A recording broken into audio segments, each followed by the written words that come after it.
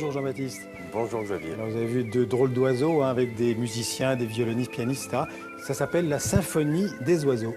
Ce sont des chanteurs d'oiseaux, c'est comme ça qu'ils s'appellent Johnny et Jean, Johnny Rass et Jean Boucaud. Ce sont deux copains d'enfance. Ils viennent du nord de la France, de la baie de Somme, et c'est là qu'ils ont appris à imiter les oiseaux. Eux, ils disent chanter les oiseaux parce qu'il y a ce côté poétique. Alors, ils ont rencontré cette pianiste, Chani Di Luca, et cette violoniste, Geneviève Laurenceau, il y a un peu plus d'un an. Ils ont d'abord fait des concerts en France, à Toulouse, à Nantes, et puis un peu partout dans le monde. En Russie, au Japon même, et à chaque fois, le public est fasciné, reste bouche bée. Peut-être vous aussi qui regardez, c'est vrai que ça ne laisse pas indifférent. Eh bien, voici maintenant un disque qui vient de paraître.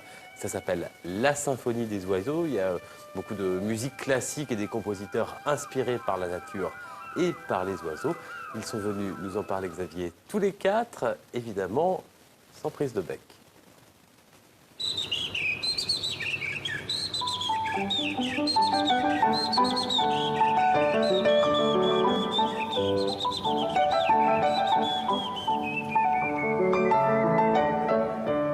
Le jeu d'enfance a été de se baigner au fin fond de la baie de Somme et d'aller essayer de glaner les sons.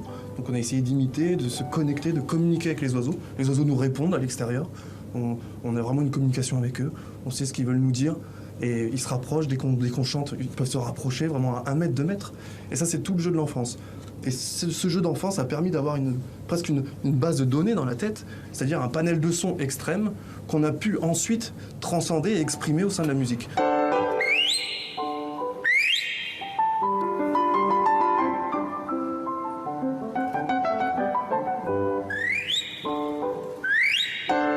Quand on entend une œuvre du grand répertoire, tout de suite, on a envie d'y insérer des oiseaux, du chant d'oiseaux, soit une maison, soit un rossignol, selon ce que c'est, selon ce que ça nous dit en fait.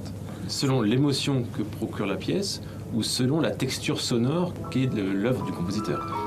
Et c'est ça notre espèce de richesse qu'on a, c'est de colporter ces sons qu'on a appris dans notre enfance et de les associer à un autre univers sonore.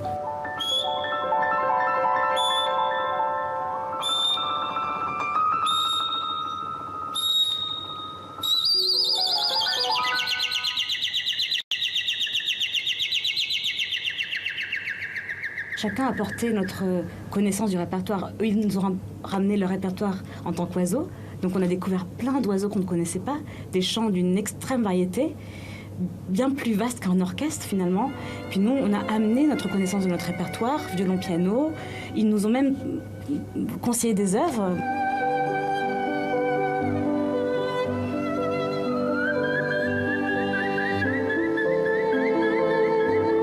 C'est juste quelque chose de nouveau. Et on a plutôt eu des retours de personnes dont les yeux pétillaient, qui avaient des étincelles dans les yeux, et qui nous regardaient en souriant et qui nous ont dit qu'elles étaient plus dans une salle de concert, mais qu'elles étaient transportées ailleurs.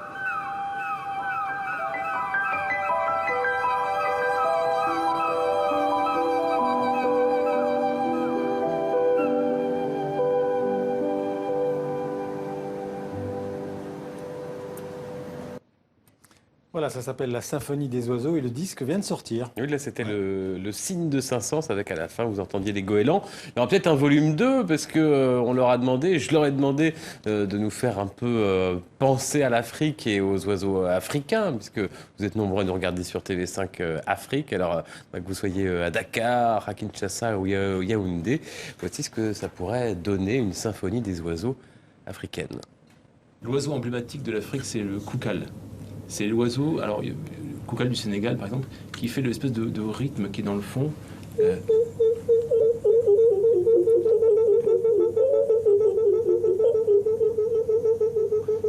puis quand la nuit arrive, c'est le temps de l'engoulevent.